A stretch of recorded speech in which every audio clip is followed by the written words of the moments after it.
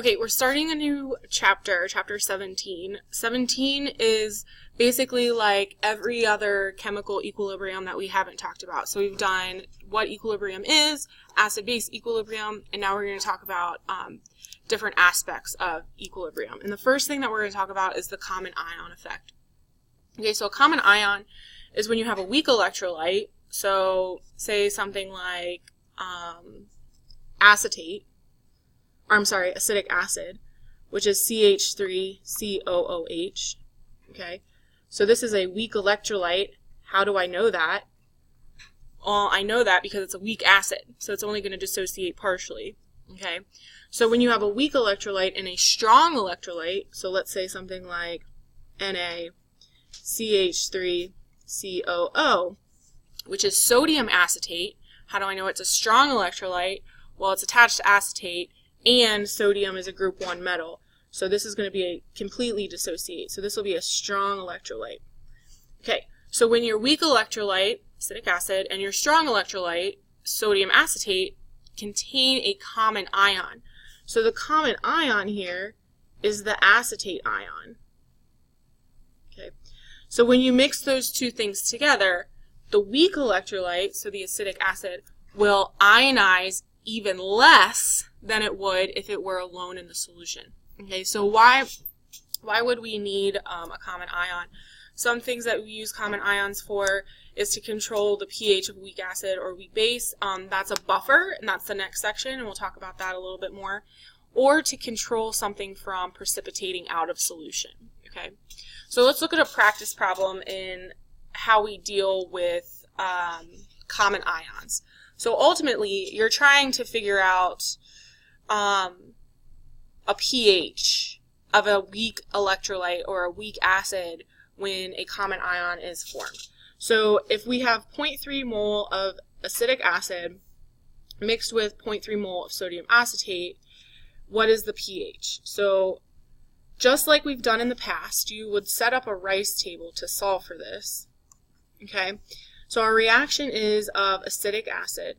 So you have CH3COOH, and it dissociates into its proton and the acetate ion. Okay, now, why is this going to look different than before? Because now you have to realize that you start with the acetate ion in addition to acidic acid. So instead of putting 0, 0 here like we've done in the past, your H plus is still going to be 0, but this is going to change, okay? So let's assume 1 liter of water. So then that means that we start with 0.30 molar and 0.30 molar here, okay? So with that being said, we're not going to have x squared in the top anymore, okay? So we'll still do our minus x plus x plus x, but then what we end up getting is 0.30 minus x, x, 0.30 plus x, okay? And what you'll notice is when I set up this Ka equation, so it'll be Ka is equal to that acetate ion times the proton divided by acidic acid. So then, I'm sorry, I'm off to the side here. I can't even see what I'm writing. So let me move this over. Move me, and then I'll move this over. Okay, and then you can just plug your numbers in. So then you have 0.30 plus x times x, and that's going to be divided by 0.30 minus x. Okay. And lucky for us, we don't have to neglect x anymore because you'll notice this is plus, this is minus, they will cancel, and then 0.3 and 0.3 will also cancel. So both of these guys go away. So x is ultimately equal to Ka, which is 1.8 times 10 to the negative 5th, which is the H plus concentration.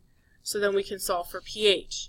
So pH is going to be equal to the negative log of 1.8 times 10 to the negative 5th. So the pH of the solution, sorry, I don't have my calculator open. the pH of this solution with this common ion is going to be 4.74. Okay, so that's all for the common ion. It just means that you have, instead of taking the square root of the Ka like we normally do, it's going to ultimately cancel out. So then most of the time X will be equal to the Ka of the solution, which indicates that it's not dissociating at all. Okay, so that's it for this video. Thanks.